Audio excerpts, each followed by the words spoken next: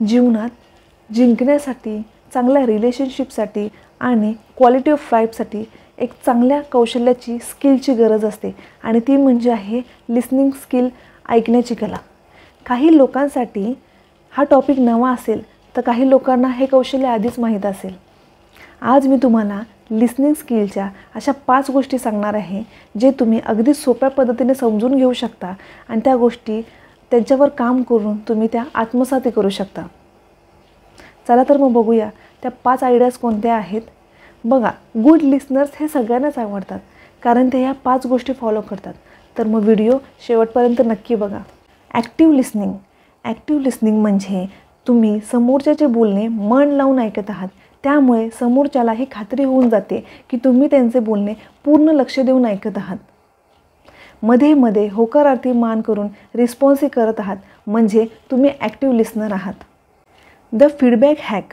The feedback hack म्हणजे समोरचा व्यक्ती बोलत असताना बरोबर, अच्छा, हो, हे मी समजू शकते किंवा समजू शकतो अशा शब्दांचा वापर करत राहा. बघा, कम्युनिकेशन तेव्हा छान होतं जेव्हा एक व्यक्ती सांगत असतो, बोलत असतो आणि दुसरा व्यक्ती ते शांतपणे ऐकून समजून घेत असतो. तेव्हा बोलणाऱ्या व्यक्तीला हे पाहून छान वाटतं की आपलं म्हणणं बरोबर समोरच्यापर्यंत पोहोचत आहे. काही लोक ऐकण्यासाठी ऐकत नाही तर ते बोलण्यासाठी ऐकत असतात.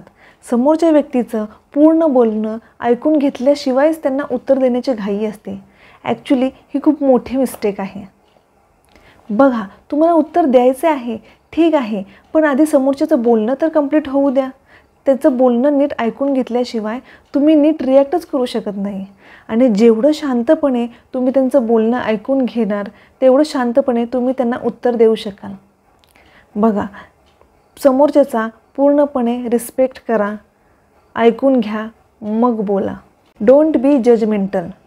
आधीच मत बनवून ठेवू नका.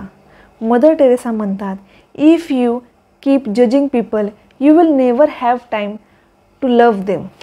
याचा अर्थ तुम्ही जर आधीच मत बनवून ठेवलं असेल तर समोरच्याचं बोलणं तुमच्या मनापर्यंत, कानापर्यंत पोहोचू शकत नाही. तुम्ही त्या मनस्थितीमध्येच नसाल की त्यांचं पूर्ण बोलणं ऐकून घ्याल. ठीक आहे, तुम्हाला समोरच्या माणसाला ॲनालिसिस करायचं आहे, म्हणजे परीक्षण करायचं आहे, त्यांची किंमत ठरवायची आहे, इव्हॅल्युएट करायचं आहे, तर मग त्यांचं बोलणं पूर्ण होईल त्यानंतर तुम्ही हे करा. Mirror technique. मिरर टेक्निक म्हणजे आरशासारखी प्रक्रिया.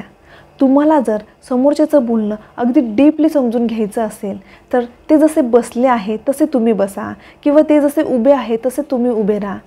ते जसे हातवारे करतील तसे तुम्हीही करा.